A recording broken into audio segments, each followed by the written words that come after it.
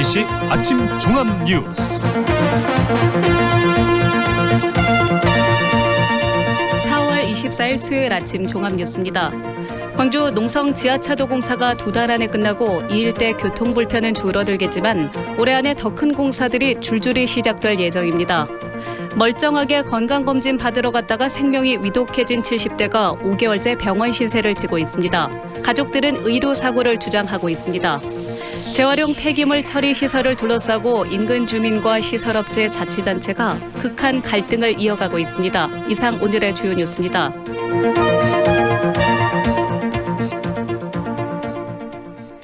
광주 농성 지하차도 공사 때문에 지난 1년 동안 불편한 분들이 많으셨을 겁니다.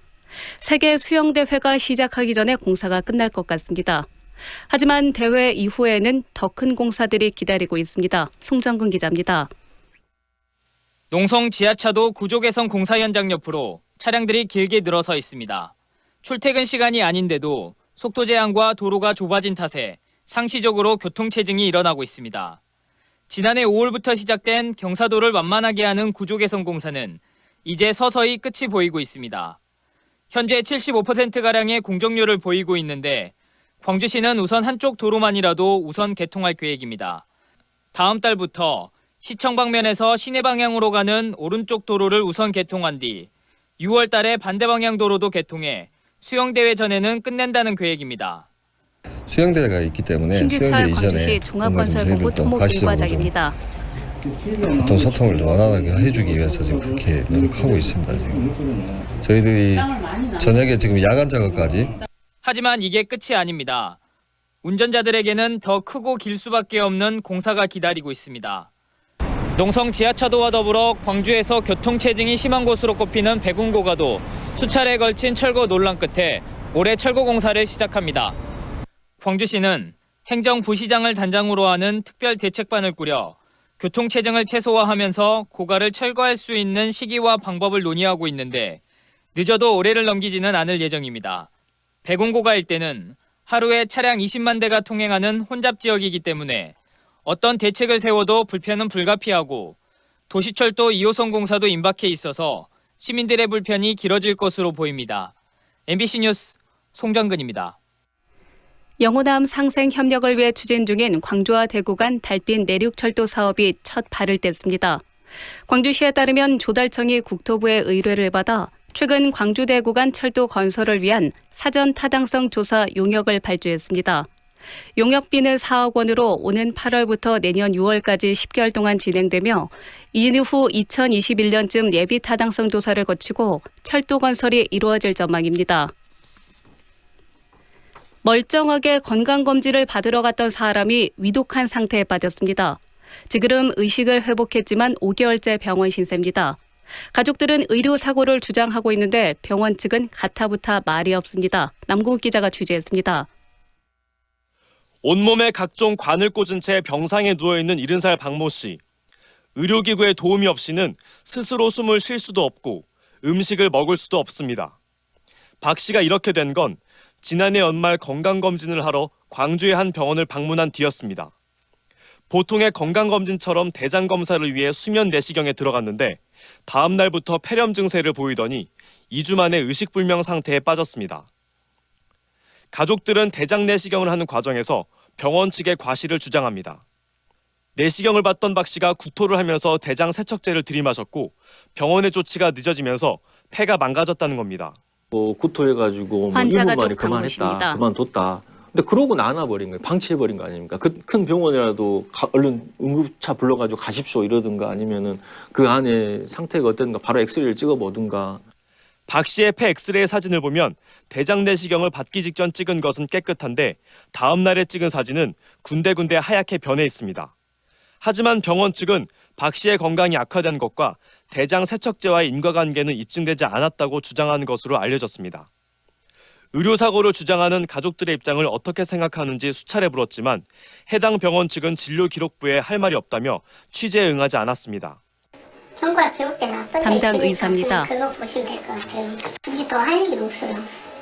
박 씨는 최근 다행히 의식은 찾았지만 여전히 말은 하지 못하는 상태입니다. 박 씨 측이 소송을 준비하고 있는 가운데 건강검진 의료사고 주장은 법정에서 판가름 나게 될 것으로 보입니다. MBC 뉴스 남궁욱입니다. 나주 혁신도시 주민들이 열병합발전소 가동을 반대하며 연일 목소리를 높이고 있죠.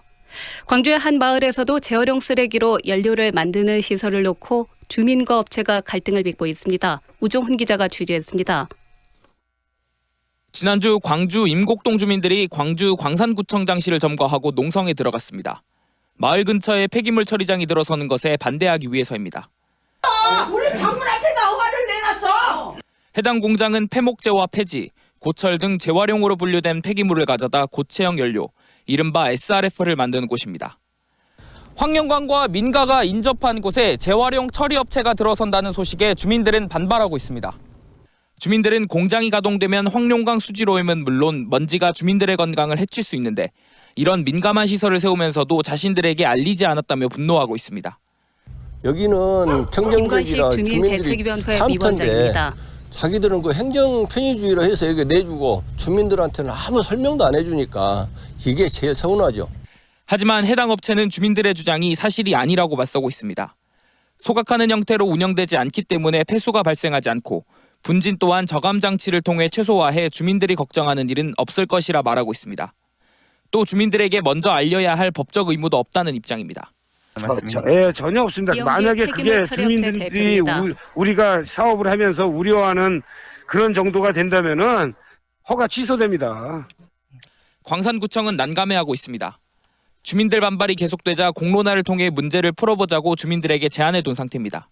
실제로 운영이 된다면 광주 광산구 얼마큼 관계자입니다. 그렇게 탈 수 되는지 한번 이제 이렇게 공론화해서 한번 이렇게 그런 쪽으로 추진하고 싶은 게 이제 저희 입장이죠. 하지만 주민들은 공장 건립 과정에 불법이 먼저 해소돼야 공론화에도 응하겠다는 입장이어서 갈등의 접점을 찾기가 쉽지 않은 상황입니다.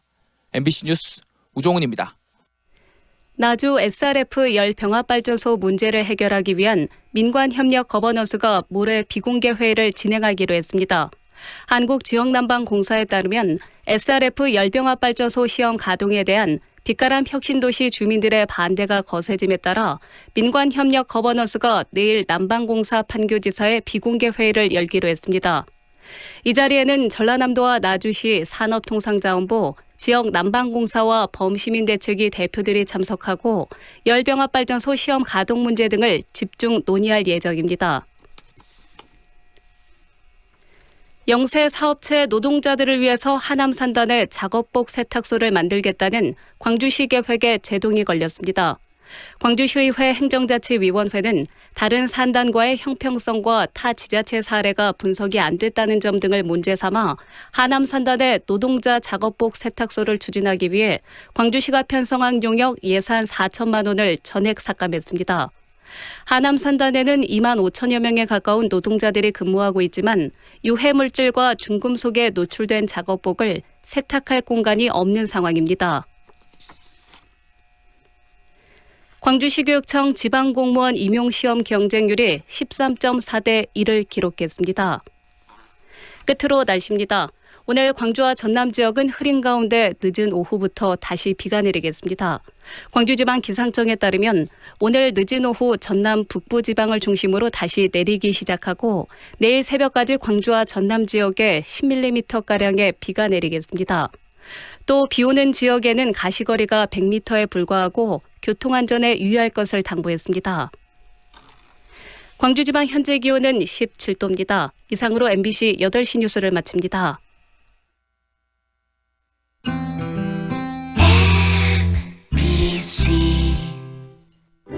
연기자 정동환입니다. 가끔 그 사람이 떠오를 때면 저도 모르게 하늘을 올려다봅니다. 누구나 그렇죠. 그리운 사람이 보고플 때면 을에 하늘을 올려다보게 되는 것. 사람이 곧 하늘이기 때문이죠. 사람을 하늘같이 섬깁니다. 스카이 장례식장. 마루 하면 정상이잖아요. 요즘 여자들 마음 사로잡은 중의 마루 일이 인기라고 합니다. 첨단에 이어 생활의 가치가 시작되는 곳. 광천 중해마루일 센터미 곧 당신을 만나러 갑니다.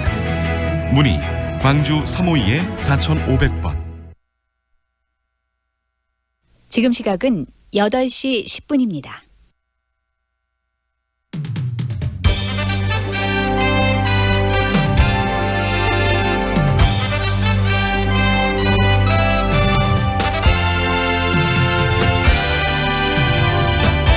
황동윤의 시선 집중.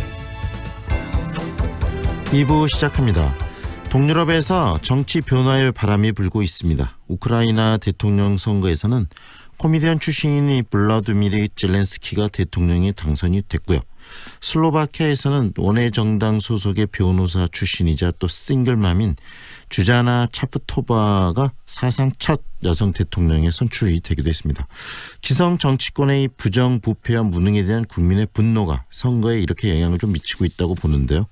특히 우크라이나 대선 결과가 갖는 의미 오늘 한번 짚어보겠습니다. 최요한 시사평론가와 인터뷰 준비되어 있습니다. 일과 휴식의 균형을 뜻하는 말 이 워라벨이 대세인 요즘인데요. 내노라는 대기업일지라도 야근을 시키거나 또 생활 근거지를 떠나 타 지역 발령을 내면 직장을 그만두겠다고 말하는 젊은이들 요즘 참 많습니다.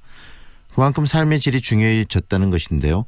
우리 지역에서도 이런 워라벨을 위해서 2019년 일과 생활 균형 광주 추진단이 발족합니다. 광주 시민들의 일터와 삶터에서 워라벨 사업과 교육을 다양하게 추진할 예정이라고 하는데요. 광주 전남연구원 민현정 책임연구위원 연결해서 관련 이야기 듣도록 하겠습니다.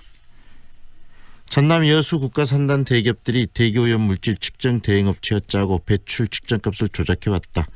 9.1령의 시사 돋보기 시간에서도 바로 짚었었는데요.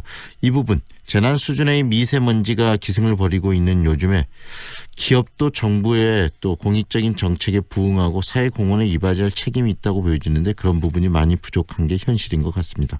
관련 이야기 들어보겠습니다. 여수환경운동연합 조환익 정책국장 만나봅니다. 황동현의 시선집중 계속됩니다. 우와, 통돼지 바비큐! 역시 우리 사장님이 최고! 즐거운 야유회, 체육대회 최고의 맛으로 즐거움을 더하다. 통돼지 바비큐 출장 서비스 쿠바하우스. 알뜰한 가격 통돼지 바비큐 출장 서비스 쿠바하우스. 062-351-7711. 좁은 국토를 효율적으로 활용하여 에너지 영토를 넓혀가는 기업이 있습니다. 탑솔라. 생명의 가치를 높이고 미래의 변화를 준비합니다. 하늘의 태양을 땅의 태양으로 탑솔라. 피곤해. 오늘 술 약속했어요? 이거 농부가 짠 엉겅 퀴즈 꼭 챙겨가세요. 농부가 짠 엉겅 퀴즈? 술 마시기 전에 미리미리 아셨죠? 역시 당신뿐이야. 음주 전후에 장수식품 농부가 짠 엉겅 퀴즈. 과립과 차도 있어요. 검색창에 장수식품. 2년은 금방. 이사 걱정 없이 내 집 마련을 원한다면, 호수공원과 테라스 거리, 생활을 생각한다면, 16개 공공기관 이전 예정까지 미래 가치를 기대한다면 사랑으로 선택하세요. 광주 전남 혁신도시 사랑으로 부영 061-337-8245 부영주택. 같은 웅천 다른 세상. 웅천의 절대적 위에서 만나는 최고급 테라스 하우스 골드클래스 테라스 힐. 이제 웅천을 내려다보며 사십시오. 행복 위에 지은 집 여수웅천 골드클래스 테라스 힐. 4월 오픈 061-802-1600 골드디오. 동선동에 광주 0.1%만을 위한 MVG 저택이 옵니다. 호텔식 인테리어와 프리미엄 조식 서비스를 갖춘 럭셔리 라이프의 완성. 프레스티지 펜트하우스 동선동 남양휴튼 MVG 062-385-8988 남양건설 MVG그룹. 도시의 풍경을 바꾸는 제1풍경체. 이제 광주 북구의 풍경을 바꿉니다. 새로운 중심에서 만나는 1556세대 프리미엄 대단지 제1풍경체 센트럴파크. 광주의 변화는 풍경체로부터. 5월 오픈 예정. 1899-2195 제1건설. 오늘은 이 세 가지를 기억하시면 좋겠습니다. 첫째, 맑은 공기입니다. 현재 초미세먼지 농도 9마이크로그램으로 최고 좋음 수준을 보이고 있습니다. 미세먼지 농도도 좋은데요. 오늘 오후까지도 미세먼지 걱정은 없겠습니다. 둘째, 한낮의 더위 주춤입니다. 오늘 최고 기온이 21도에 머물겠고 어제에 이어 고온 현상이 누그러지겠습니다. 마지막으로 구름 낀 하늘입니다. 오늘 비 소식은 없지만 종일 흐리겠고 내일부터는 아침 기온이 11도 이하를 보이면서 평소보다 쌀쌀하겠습니다. 있습니다. 이어서 현재 교통 상황입니다. 무진대로 상무주공 사거리에서 광주여대 방향으로 속도 내지 못하고 있고 이어지는 구간까지 서행 중입니다.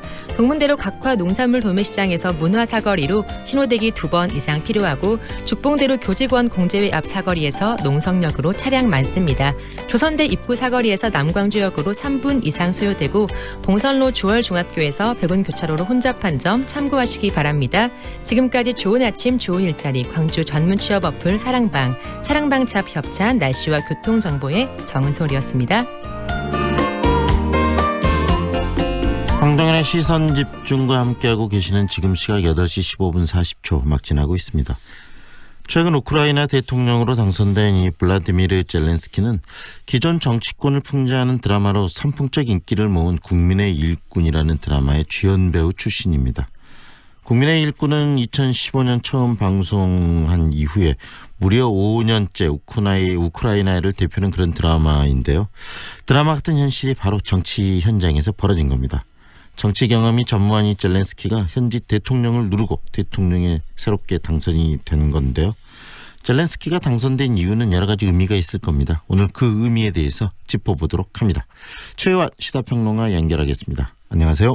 예, 안녕하십니까. 최요한입니다. 네, 이번 우크라이나 대선 이 국제적으로도 굉장히 뜨거운 이슈였는데 우크라이나라는 나라 그리고 또 이번에 당선된 이 블라디미르 젤렌스키라는 인물이 생소하긴 합니다. 좀 소개 좀 해주시죠. 일단 우크라이나부터 좀 말씀을 좀 드리겠습니다. 이 나라도 꽤 커요. 그러니까 전 세계에서 44번째 크기라고 하는데 네. 60만 제곱킬로미터가 넘으니까 그러니까 한반도의 한 거의 면적 3배가 넘죠. 네. 인구는 그 대신 이제 4,500만 명 정도 적습니다. 이 우크라이나라는 나라는 지금 러시아가 크림반도를 병합하고 동부 분리주의자들과 내전에 지금 한창인 상황이기 때문에 네. 경제적으로 굉장히 어렵습니다. 유럽에 속해 있지만 현재 유럽의 최빈국이라고 불리고 있어요. 2017년 기준으로 GDP 2,656달러라고 하니까 굉장히 어렵고 또 지난해 12월에 IMF로부터 39억 달러, 우리 돈은 4조 4천억 원 정도의 구제 금융을 받은 나라입니다. 네. 근데 나라는 이렇게 경제는 어려운데 굉장히 천연자원이 풍부합니다. 땅도 굉장히 비옥하고요. 네. 평원도 있고 공원도 있고. 그러니까 굉장히 이제 풍부한 천연자원에 비해서 경제가 낙후되었다.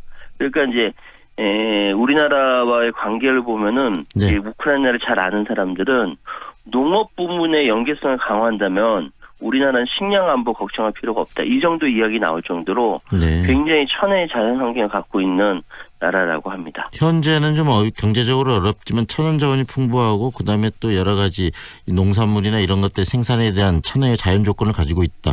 앞으로 발전 가능성은 굉장히 많은 나라라고 볼 수도 있겠네요. 굉장한 나라죠. 굉장한 나라인데 네. 우리나라가 우크라이나에 대해 잘 모르는 것 같고 네. 그래서 앞으로 더 지금 신남방 외교를 중심으로 하고 있는데 네. 북방 외교에서 우크라이나는 빼먹을 수 없는 나라라는 말씀드립니다. 네. 그렇다면 이번에 대통령으로 당선된 이 블라디미르 젤렌스키라는 인물은 어떤 사람입니까? 그러니까 1978년생이니까 우리나라로 이제 41살이죠. 네네. 지금 국민의 일꾼이라는 드라마 방금 MC께서 말씀하셨지만 광주 MBC에서 방영한다면서요. 네, 방영도 하고 앞전에 작년에도 한 번 더 했었고요. 네네. 예.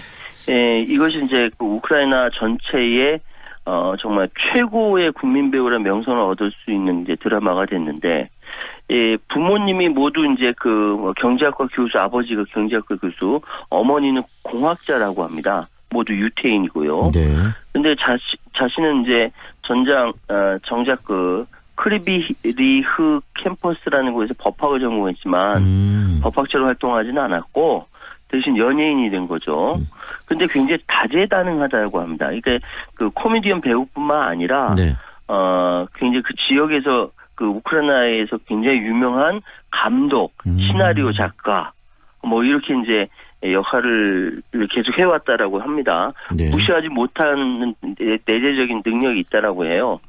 그러니까 지금 국민의 일꾼이라는 드라마에서 말씀하셨던 대로 이제 SNS로 그 고교 선생이었는데 네. SNS로 이렇게 스타가 되면서 극중에 이제 대중적인 인기로 대통령이 되는데 이번에 젤렌스키가 진짜 정당을 국민의 일꾼이라는 정당을 창당하고 대통령 선거에 출마했다.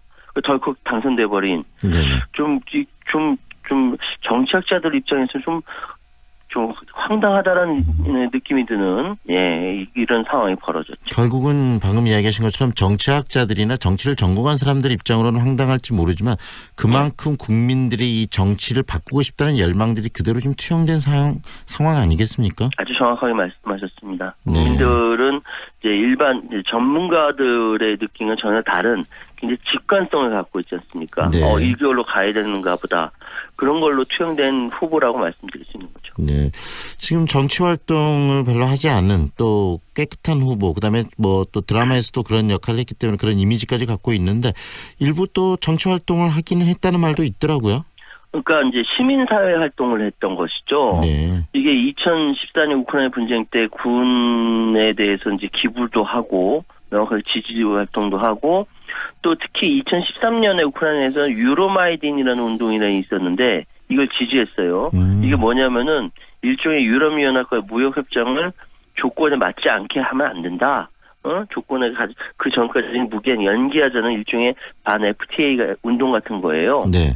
근데 이제 당시에 러시아와 정치인들을 매섭게 비판했기 때문에 젤렌스키는 세무조사도 받고 자동차에 원인 모르고 화재가 나는 탄압을 당하기도 했습니다. 그래서 사설 경호원을 대동했다라고 합니다. 근데 이제 워낙 인지도가 높은 인물이기 때문에 권력에서 함부로 다루지 못하는 것 같아요. 예를 들어서 우리나라로 치면은 배우라고 한다면은 유재석 씨라든지 아니면 언론인이라고 한다면 손석희 정도 급의 굉장히 유명한 사람이기 때문에 나중에는 이제 그 대신 주변 사람들 탄압하는 예를 들어서 같이 드라마를 같이 했던 배우를 입국시키지 못하게 한다라든지 그러다가 그럼에도 불구하고 젤렌스키는 꺾이지 않고 계속 활발히 활동했다 이런 얘기가 들리네요. 배우로서 활동하고 또 감독으로서 활동하면서도 정치적인 활동과 본인의 어떤 생각이나 이런 것도 끊임없이 표출해 왔다는 이야기신데요. 이번 대선 기간 동안에 젤렌스키의 또 선거운동 유세도 굉장히 독특했다던데 그 부분도 좀 소개해 주시죠. 이게 이제 그저 웃기기만 한 코미디언이 아니라는 거죠. 젤렌스키는 우크라이나와 러시아에서 가장 유능한 쇼 비즈니스맨이자 가장 훌륭한 감독으로 이름 올리고 있는데 쇼 비즈니스 시장에서 커다란 성과를 얻는다는 것은 대중이 무엇을 원하는지 어떤 것을 짚어줘야 대중이 좋아하는지 정확히 한다는 거죠. 오히려 이제 정치인보다 더 훌륭한 덕목이라고 얘기할 수 있고 그래서 선거 유세 자체를 쇼 코미디로 진행했다라고 합니다. 자신이 가장 잘하는 사람을 웃기는 일을 활용해서 사람들이 듣고 싶은 이야기를 정확하게 이야기한다는 거죠. 그래서 우크라이나 정치학자들이 다른 후보와 다른 차이가 뭐냐면은 인터넷 쇼 프로그램 유세를 진행하면서 SNS를 통해서 자신의 소식을 받는 사람들 지속적으로 이게 연계하는데 온 힘을 썼다. 이런 이야기가 있습니다. 근데 이제 반대로 그러니까 영국의 가디언즈 같은 경우는 젤렌스키의 선거 유세는 드라마와 현실의 경계를 흐리는 방식이다.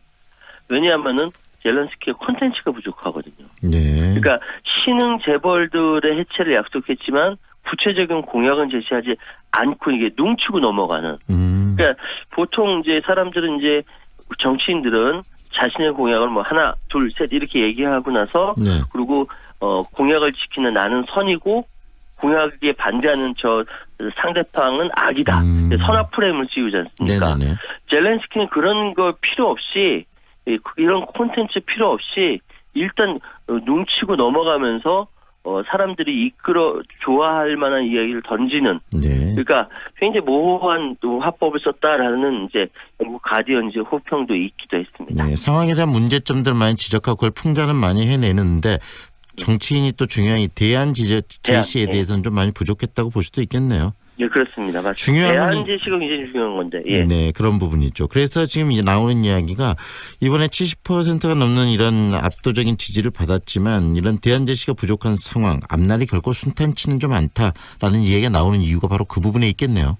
바로 그렇습니다. 그러니까 젤렌스키 기득권 정치의 변화를 갈망한 유권자를 공략했고 그리고 포로셴코 현재 대통령의 방위산업 비리 스캔들 부패 혐의 받고 있는 여기에 대해서 뭐 부패를 뿌리 뽑는다, 세제를 개혁한다 공약을 해놨고, 그리고 또 자신의 친근한 이미지를 앞세워서 페이스북이나 유튜브를 통해서 대중과 적극적으로 소통을 했는데 문제는 앞으로 어떻게 할 거냐는 거죠. 그러니까 대중들과 적극적으로 소통하는 것과 정치력을 발휘해서 일을 해나가는 건 전혀 다른 차원의 이야기거든요. 그러니까 지금 당장 젤렌스키가 해야 될 것은 경기가 악화된 부분을 뜯어 고쳐야 되는데 뭐 지금 뭐 마이너스 뭐 9.8%까지 떨어지고 막 그랬다고 합니다. 이제 2016년부터 조금 나아지긴 했지만 이게 그 더군다나 작년에 그 IMF로부터 39억 원 그 구제 금융 받았다는 건 1997년 우리나라하고 좀 비슷하지 않습니까? 네네.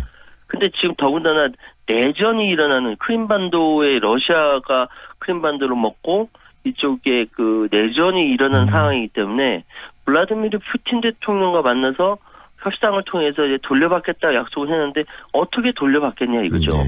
하나같이 쉽지 않은 작업들이 남아있어서 과연 이 문제가 가능하겠느냐라는 의구심도 있는 건 당연한 겁니다. 이제 국민들의 어떤 그 정치에 대한 불신 이런 것 때문에 당선은 됐으나 앞으로 과연 이 부분을 어떻게 풀어나가야 될 것인가에 대한 부분들이 굉장히 중요할 것 같은데요. 그래서 지금 젤렌스키에 대해서 우호적이지 않은 시선들도 여러 가지 뭐 또 존재하는 것 같고 또 일부에서는 새로운 기득권의 꼭두각시라는 이야기도 있고 또 전임 대통령이 포로셴코와 좀 다르지 않을까라는 이야기도 나오고 그러는데 그런 부분들은 왜 이런 이야기들이 나오는지도 좀 이야기 좀 해주세요. 여러 가지 이야기 나올 수밖에 없는 게 한 번도 이런 유형의 지도자가 나온 적이 없기 때문에 해석이 분분한 거죠. 그러니까 젤렌스키는 포로셴코와 대립하고 있는 금융재벌의 대리인에 불과하던 호평이 나올 수밖에 없습니다. 왜냐하면은 이 사람이 이제 활동하는 방송이 1+1 채널이라는 데가 있는데 이게 그 포로셴코 현 대통령과 대립하고 있는 우크라이나 최고의 금융재벌 이고르 콜로모이스키가 소유한 그 방송국이거든요. 또 대선 출마도 여길 통해서 선언했고요. 근데 그 포로셴코가 이 콜로모이스키가 소유했던 은행을 국유화시킨 적이 있어요. 거기에 보복하겠다고 젤렌스키를 내세운 것이다. 이런 분석도 나오고요. 그러니까 실제로 드라마에서 진행됐던 것과 비슷한 구도가 막 반복되고 있거든요.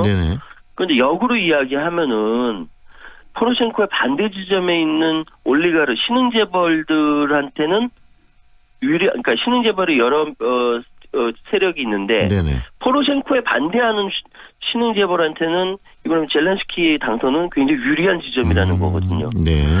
근데 그 포로셴코도 예전에 그 한 5년 전에 광장혁명을 통해 대통령 선출된 신화의 주인공인데 이번에 중간에 방산 스캔들이라든지 비리 때문에 무너졌고요. 그리고 젤렌스키가 앞으로 어떻게 움직일지 모르지만 제2의 포로셴코가 되지 말라는 법은 없거든요. 물론 국민의 염원을 받아서 아주 뭐 우크라이나의 영웅이 될 수도 있는 것이죠. 이건 이제 한 번도 돼본 적 없는 사람이기 때문에 해석이 이렇게 나올 수밖에 없는 거죠. 가보지 않는 길이기 때문에 그만큼 또 관심도도 높아지고 그다음에 이 젤렌스키가 어떤 역할을 하는가에 대한 기대감 또는 우려들이 함께 지금 나오는 것 같습니다. 그런데 이런 대선 과정들을 보면서 또 우리나라의 정치를 생각하지 않을 수 없는 거 아니겠습니까?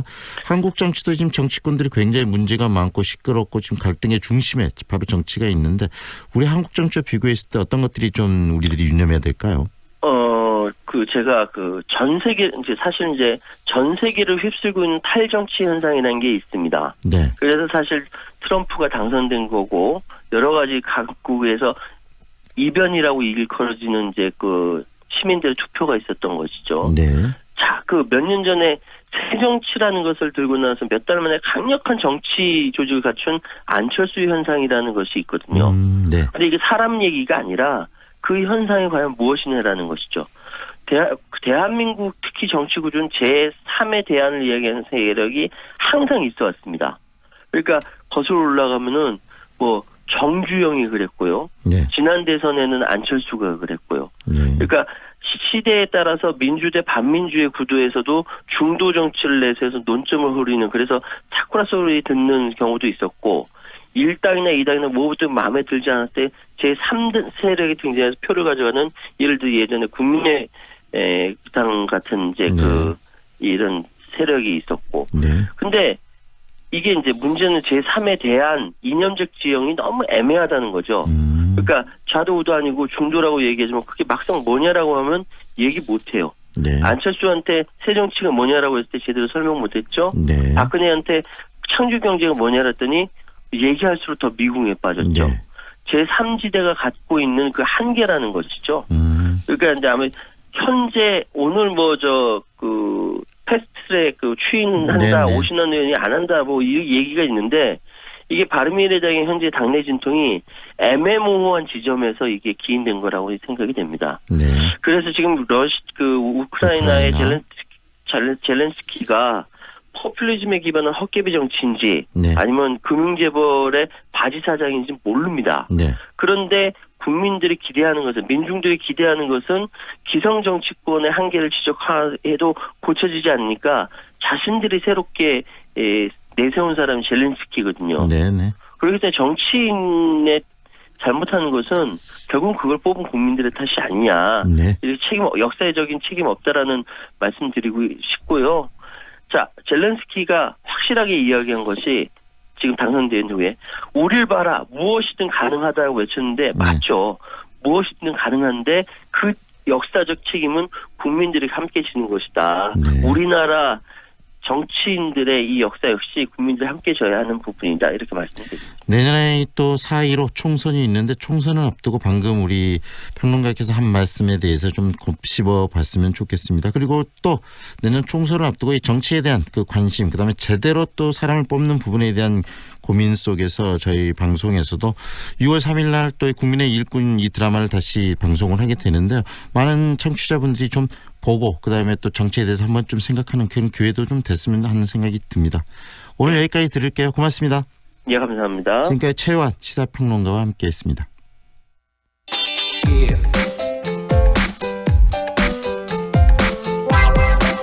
일과 삶의 균형을 뜻하는 이 워라벨. 어느덧 시대적 흐름이 되고 있는데요. 하지만 이런 변화의 움직임이 좀 무색하게 광주 전남 지역의 워라벨 수준은 전국 최하위권이라고 합니다. 광주 전남연구원의 주관으로 오늘 새롭게 발족하는 일과 생활 균형 광주 추진단은 이런 워라벨 감수성의 확산을 목표로 다양한 사업도 교육을 추진할 예정이라고 하는데 어떤 일을 계획하고 있는지 직접 듣겠습니다. 민현정 책임연구위원 연결합니다. 안녕하세요. 네, 안녕하세요. 광주 전남연구원 민현정입니다. 네, 위원님 먼저 이 워라벨 정의부터 한번 구체적으로 내려볼까요? 네, 워라벨은 워크 앤 라이프 밸런스의 줄임말입니다. 네. 일과 생활의 균형을 찾자는 이런 의미인데요. 우리 사회가 이제 과로 사회라고도 하잖아요. 네. 장시간 근로라든가 또 일하는 방식, 또 근로 문화 이런 것들의 그 여러 문제가 개인의 삶과도 연결이 되고 또 장기적으로는 이제 기업의 경쟁력, 또 지역 사회를 비롯한 가족 공동체 회복하고도 다 연계가 되는 문제라서 이 워라벨과 관련된 그 공감대가 상당히 확산이 되고 있는 것 같고요. 네. 고용노동부가 이제 정책적으로 일생활 균형 정책을 진행을 하곤 하면서 여러 가지 사업들을 지원을 하고 있습니다. 네. 지금까지 한국 사회를 이끌어온 원동력이 일 중심이었다라고 많이들 이야기합니다. 굉장히 노동 강도가 센 사회 속에서 우리가 살아왔는데 이제는 미래 사회를 위해서 일과 이 생활이 좀 균형점을 찾아야 된다고 보시는 거 아니겠습니까? 많은 분들이. 네네. 네. 이런 변화의 움직임의 중심에는 어떤 사고의 변화가 있기 때문이라고 보세요? 저희가 이제 최근에 워라벨 세대가 등장했다, 이런 이야기도 들어보셨을 것 같은데요. 네. 단순한 경제적인 풍요보다는 삶의 질을 중시하는 이제 사회 문화로의 변화를 이야기하는 것 같습니다. 네. 그래서 이제 일 중심에서 생활 중심으로 무게 중심을 좀 옮기고 또 가족을 중시하는 근로자들의 인식 변화도 동시에 일고 있어서 개인적인 차원에서는 이런 욕구들을 반영하는 것이 아닌가라는 생각이 들기도 하고요. 네. 국가적인 차원에서는 최근에 이제 저희가 저출산과 관련된 여러 문제 측면에 있고 여성 경력 단절 문제라든가 또 그 여성 경제 활동을 촉진시키는 이런 부분에 있어서도 굉장히 많은 한계점들을 보이고 있는데 이러한 내용들과 연계된 지점이 전부 다 이제 일과 생활의 균형과 관련된 환경이 저희가 굉장히 척박하다라는 이런 문제의식들이 일고 있는 것 같습니다. 그런데 이 광주 전남의 지금 이 워라벨 지수가 상당히 좀 낮다는 이야기를 들었는데 이렇게 워라벨 지수가 낮다는 것은 삶이 어떻다는 걸 의미하는 겁니까? 일 중심의 이제 사회로 저희가 세팅이 되어 있다 보니까 네. 생활 영역에 있어서의 어떤 그 여러 가지 우리가 삶을 영위하는 데 있어서 필요한 부분들이 이제 결여돼 있다는 걸 보여주는 것인데요. 네. 저희 고용노동부 보도자료를 통해서 보면 우리 시가 일생활균형지수 관련해서는 광역시로 비교해 볼 때 인천광역시하고 같이 매우 열악한 수준을 보였습니다. 네.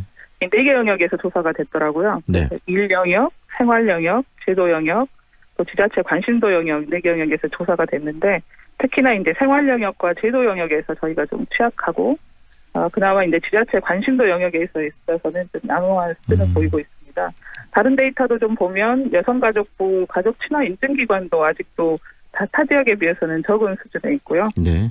그래서 이제 고용노동부에서는 일생활 균형 정책의 여러 이제 내용들을 제안을 하고 있는데 그 중에 하나가 일하는 문화 자체를 개선하자. 그래서 부모 역시 10대 제한 이런 얘기도 있습니다. 그래서 정시에 퇴근하고 퇴근 후에 업무는 자제하고 집중도 있게 일하고 똑똑하게 회의하고 보고하고 유연한 근무를 하고 회식 문화라든가 연가 사용이라든가 또 관리자부터 이러한 그 일생활 균형을 인정하는 형태의 관리 행태를 보이자라는 뭐 이런 10대 근무혁신 제안도 하고 있고요. 네. 유연 근무제라든가 시간 선택제 같은 여러 트랙의 제안을 통해서 사업장과 또 그 생활 영역에서의 그 밸런스를 유지하기 위한 지원을 하고 있습니다. 네, 광주전남연구원이 지금 주관해서 2019년 일생활균형 광주 추진단이 이제 발족하게 되는데 이 추진단이 그럼 하는 일은 어떤 일을 하시는 거죠? 이 일생활균형 추진단은 2, 3년 전부터 진행을 해왔었는데요. 네. 이거 이제 시범 사업으로 진행이 되다가 올해부터는 전국 광역자치단체에서 이렇게 추진단을 구성해서 운영하는 형태로 확산이 됐습니다. 네. 근데 이번에 저희 그 광주 지역의 추진단 목표는 저희가 포용, 참여, 협업 이런 그 3가지 원칙을 두고 누구나 워라벨, 어디서나 워라벨, 모두 함께 워라벨 뭐 이런 슬로건을 걸어봤어요. 네. 네, 이런 슬로건을 선택한 이유는 아시다시피 앞에 말씀드린 것처럼 이 워라벨과 관련해서 필요하다라는 인식은 있지만 이것을 실제로 사업장이나 그 생활 영역으로 받아들이는 데 있어서는 굉장히 먼 얘기로 받아들이고 계셔서 네. 저희가 이제 일생활 균형에 대한 지역 공감대를 확산하는 이런 측면에 올해는 포커스를 둘까 합니다. 네. 그래서 이제 광주 워라벨 감수성을 업시킨다라는 이런 주제를 내걸고 있고요. 이런 그 여러 영역에서의 그 감수성을 높이기 위한 내용들을 저희가 수요 조사를 해서 정책화시키는 이런 데 이제 목표를 두고 있습니다. 근데 이런 게 가능하려면 실은 그 기업체 중심의 그 기관들만 가지고는 어려워요. 그래서 저희가 그 여러 영역의 기관들과 네트워크를 통해서 오늘 그 9개 기관이 참여하는 추진단을 구성한 것이 이런 이유에서고요. 여기에 이제 참여하는 기관들이 저희 연구원, 광주전남연구원을 비롯해서 그 지방고용노동청, 또 한국여성경제인협회 광주지회, 광주상공회의소, 그리고 광주시 일가정 양립지원본부, 여성노동자회, 여성재단, 도시재생 공동체센터까지 마을 단위에서까지 전부 이 워라벨 정책이 기존의 그 사업들과 연계돼서 연동해서 작동을 할 수 있도록 저희가 진행을 할 예정입니다. 결국은 이런 워라벨을 추구하는 이유는 경제적인 풍요와 함께 행복도 함께 행복들 가치의 중심에 두겠다는 그런 생각들이 좀 퍼져나가야 된다는 생각을 가지고 하는 거 아니겠습니까? 네. 앞으로 추진단 정말 중요한 역할을 하실 것 같은데 중점적으로 추진할 사업들 몇 개 좀 소개해 주실 거 있으면 한 말씀 해 주시죠.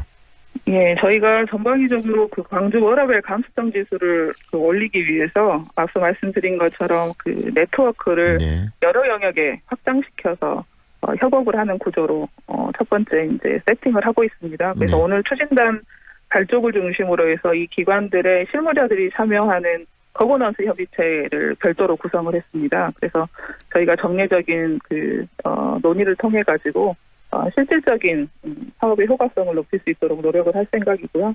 또 여러 세대가 참여하는 서포터즈 구성을 통해 가지고 홍보 활동도 할 생각입니다. 그리고 두 번째로는 이제 사업장을 대상으로 해서 사례 발굴들을 좀 해볼 생각인데요. 대기업 규모가 있는 기업을 대상으로 해서 근로혁신 사업장도 발굴을 하고 또 사회적 경제라든가 우리 여성 경제인 그 기업들이 소규모인 경우가 많습니다. 그래서 이런 취약 사업장을 중심으로 해서도 워라밸이 가능한 이런 내용들을 발굴할 생각이고요. 그리고 저희가 이제 5월에 진행되는 그 시민의 날 시민정치 페스티벌에도 참여를 하기로 했습니다. 그래서 이 워라밸과 관련된 내용들이 시민의 삶 속으로 들어갈 수 있도록 정책 제안을 하고 정책 마켓에서 이제 시에 제안을 하는 형태의 작업이라든가 이런 붕업시키는 작업들을 할 생각이고요. 관련해서 이제 제도 설명이라든가 홍보 활동이 연계될 것 같습니다. 그리고 마지막으로는 저희가 사장님들도 워라밸 할 수 있는 이런 내용들을 좀 발굴하려고 그 기업가와 근로자 각각의 입장에서의 워라밸 수요 또 어떤 지점에서 가능한지 이런 것들을 발굴해내는 그 워라밸 랩, 리빙랩 방식의 워라밸 랩을 운영할 생각입니다. 그래서 저희가 이런 내용들을 구체적이면서도 실천성 있는 내용들을 정리해서 사업화시키고 정책화시키는 작업을 올해 목표로 두고 있습니다. 네, 추진 그런 그 과정에서 여러 성과들을 가지고 또 인터뷰를 했으면 좋겠습니다. 오늘 말씀 여기까지 들을게요. 고맙습니다. 네, 감사합니다. 지금까지 광주 전남연구원 민현정 책임연구위원과 함께했습니다.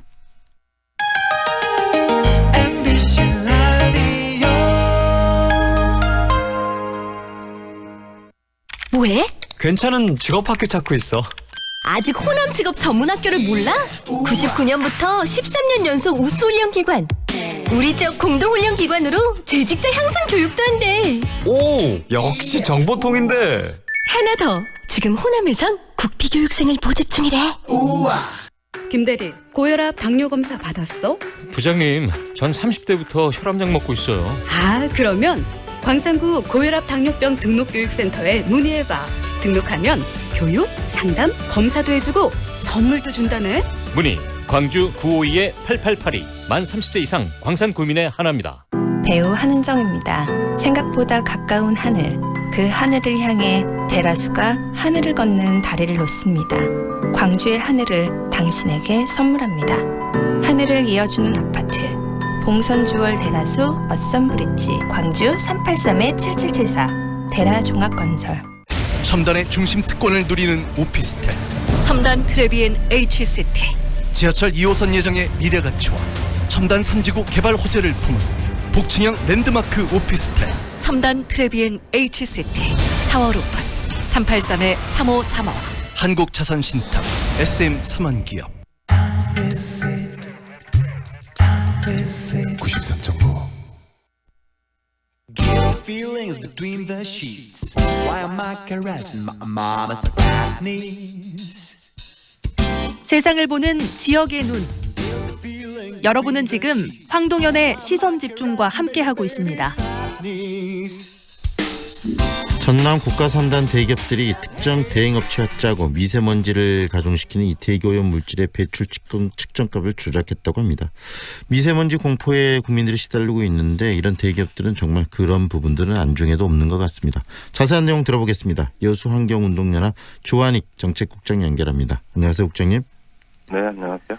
네, 이 여수국가산업단지 공장장협의회 소속 공장장들이 또 사과문을 관련해서 발표를 했는데 사과문의 진정성 어떻게 보십니까?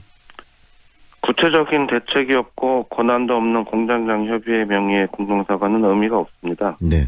현장 직원이나 공장장한테 책임을 넘기는 경우가 많은데요.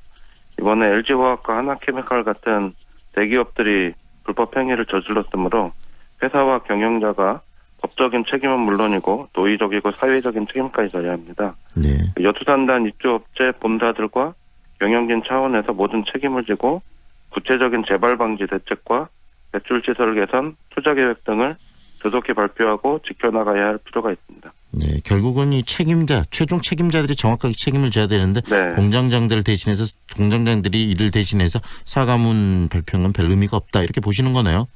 네네. 그 권한은 없고 책임만 지우려고 하는 거죠. 네. 그런데 이번에 이야기를 들으면서 굉장히 저희들도 놀래고 또 이 보도나 여러 가지 저희들도 좀 반복적으로 이야기를 하고 있습니다만은 이 지금 얼마나 몇 건이나 지금 이런 이 문제를 지금 일으켰는지 그 세부적인 내용도 좀 소개해 주세요. 실태. 네.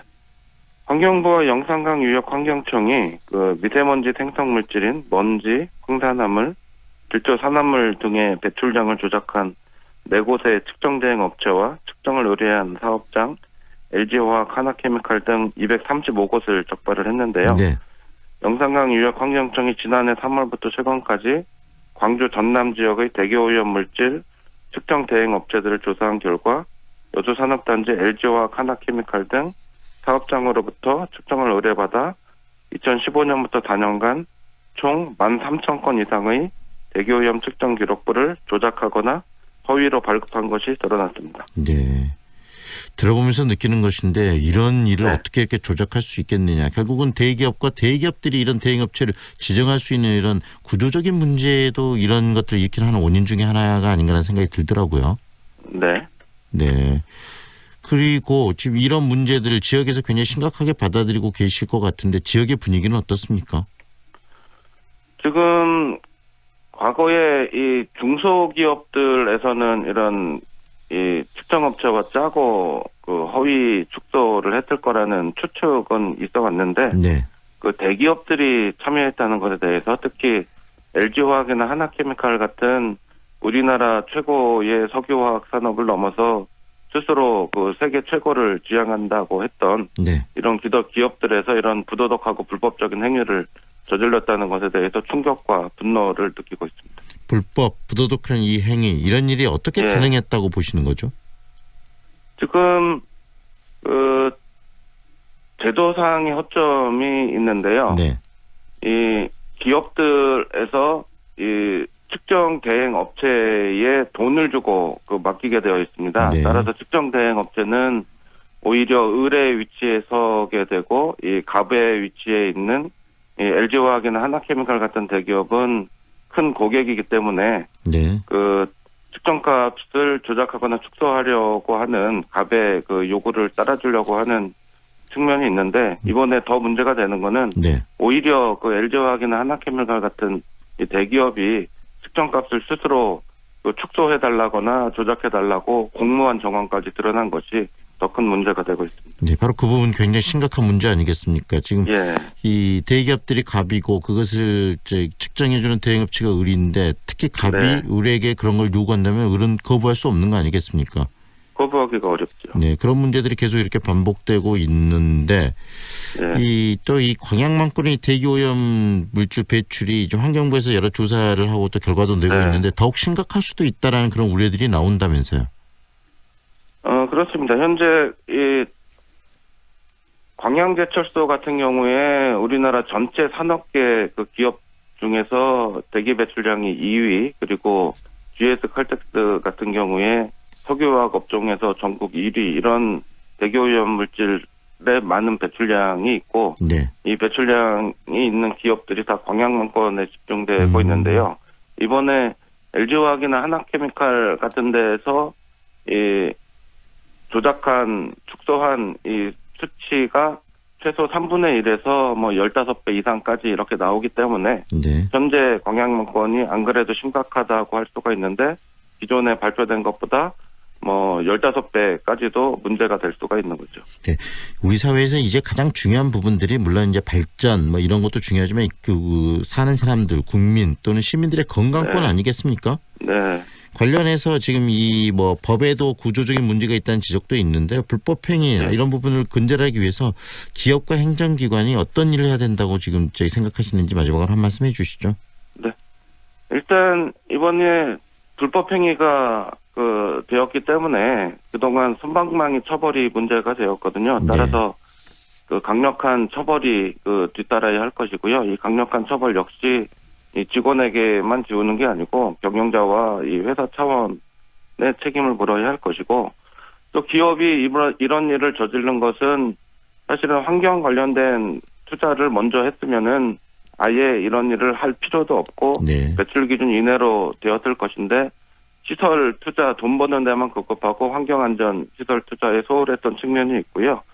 또 법제도 개선에 있어서도 이번에 발생된 문제가 재발되지 않도록 꼼꼼히 따져서 철저하게 방지를 해야 할 것입니다. 네, 이번에 정말 꼼꼼한 그런 대책들이 좀 나왔으면 좋겠습니다. 오늘 말씀 여기까지 드릴게요. 고맙습니다. 네. 지금까지 여수환경운동연합 조한익 정책국장과 함께했습니다.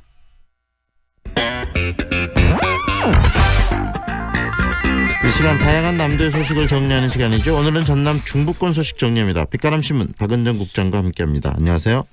네, 안녕하세요. 네, 지난 11일 전남도의회가 한전공대 지원 동의안을 가결한 데 이어서 또 나주시의회가 한전공대 지원 동의안도 수정 가결했다는 소식이 전해지고 있는데 정리 한번 해주시겠습니까? 네, 그 한전공대의 원활한 설립과 운영을 위해 나주시가 제출한 재정지원 동의안이 나주시 임시회를 통해 수정 가결됐습니다. 이에 따라 세계 최고 수준의 에너지 특화 대역으로서 오는 2022년 3월 개교를 목표로 추진 중인 한전공대 설립 과정에 한층 더 탄력을 받을 전망인데요. 네.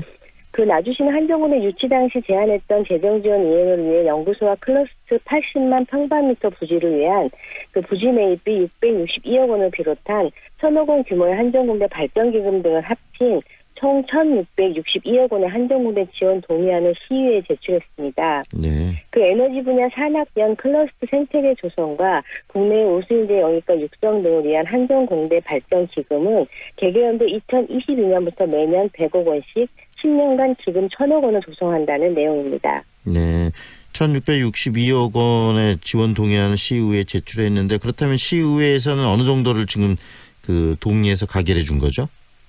네, 나주시의 기획총무위원회는 공대 발전기금 1,000억 원과 연구소 시설부지 40만 평방미터 매입비 331억 원 등 총 1,331억 원에 대한 재정지원 동의안을 가결한 것인데요. 네.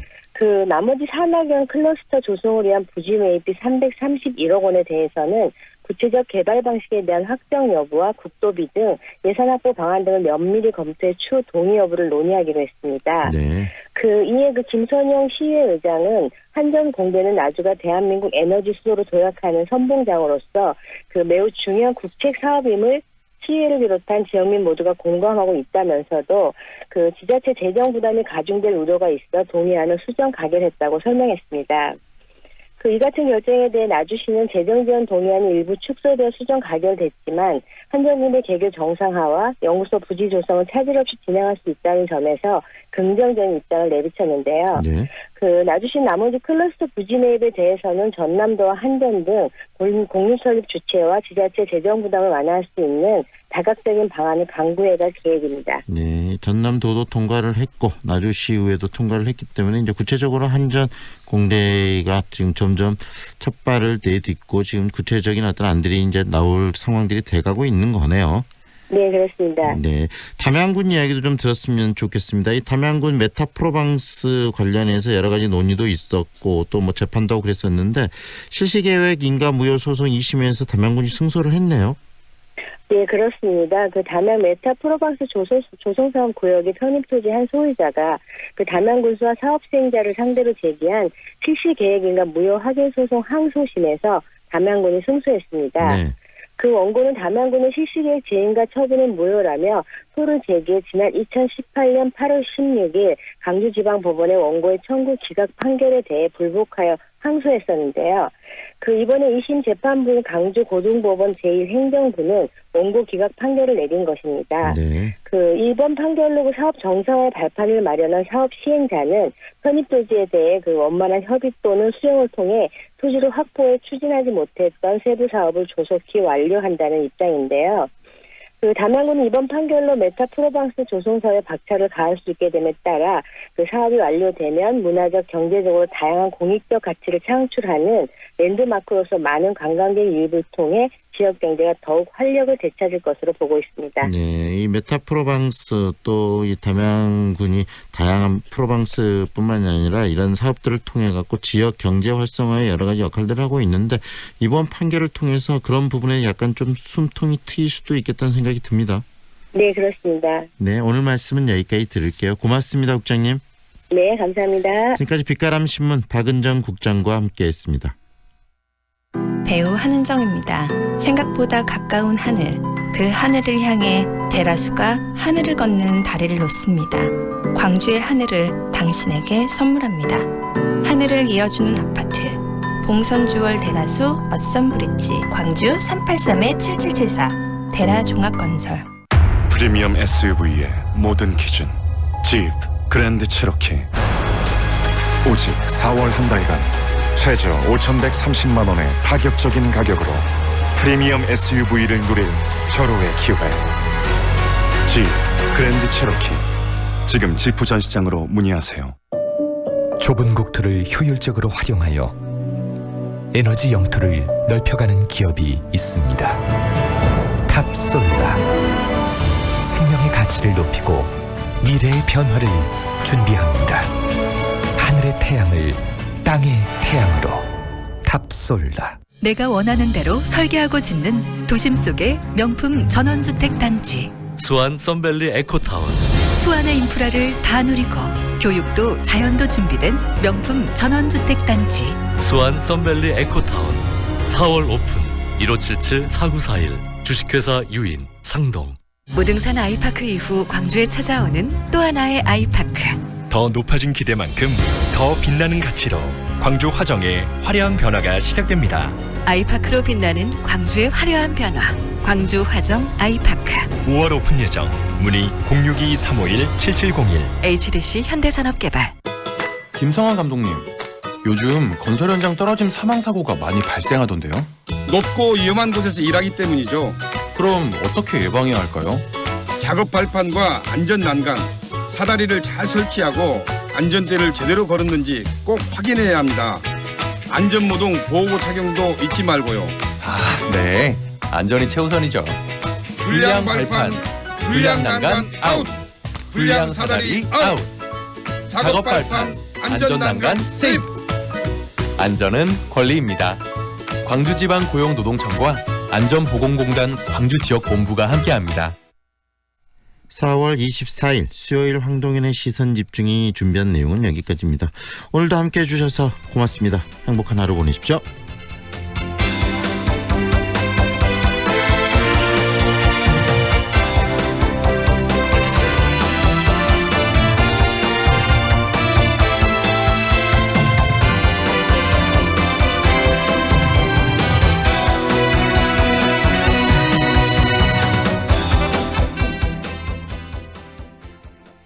지금 시각은 8시 57분입니다. 아이 키우는데 남자 여자가 어딨나? 육아휴직 잘 갔다 와. 유치원 끝날 시간이잖아. 걱정 말고 가. 잠깐만요. 아이들 지나가게 제가 비켜드릴게요. 당신의 배려가 아이를 키우는 힘이 됩니다. 내 아이란 마음으로 함께하면 어떨까요? 공익광고협의회. 우리가 태어나고 자란 우리 고장 광주. 우리가 자란 만큼 광주도 더 성장하길 바라는 마음을 이 한 장의 카드에 담았습니다. 광주 상생카드. 사용자 혜택은 더 많이. 지역 상권과 경제는 더 크게 성장할 수 있는 일석삼조의 광주 상생카드. 맛집에서도 카페에서도 문화생활까지. 이제 광주 어디에서든 광주 상생카드로 광주 사랑을 표현하세요. 당신의 따뜻한 소비가 함께 사는 광주를 만듭니다. 광주광역시.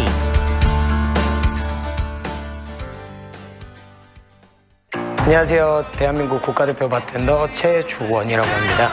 바텐더는 사람들과 소통을 하고 그 한 잔을 내어주면서 그 사람의 마음을 쥐락펴락할 수 있는 좀 매력적인 직업입니다.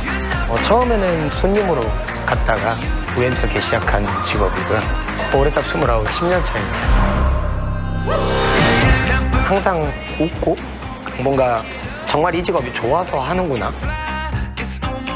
네, 현재는 세계 랭킹 이제 7위까지는 경험을 해봤는데 이제는 세계 1위를 목표로 열심히 나아가보는 중입니다. 6시간에서 7시간 정도씩 연습을 하고 있습니다. 높은 목표를 잡고 직접 실행에 옮길 것. 실행에 옮기는 사람이 결국 성공을 한다고 생각을 하고 있습니다.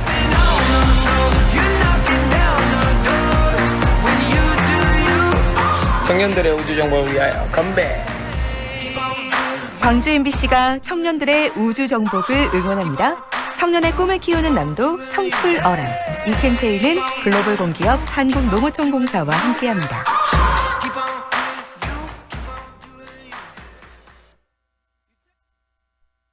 AM 819kHz 표준 FM 93.9MHz 광주 MBC 라디오입니다. HLCN. 친구처럼 다정한 연인처럼 MBC 문화방송. 여러분의 다정한 친구 광주문화방송이 9시를 알려드립니다.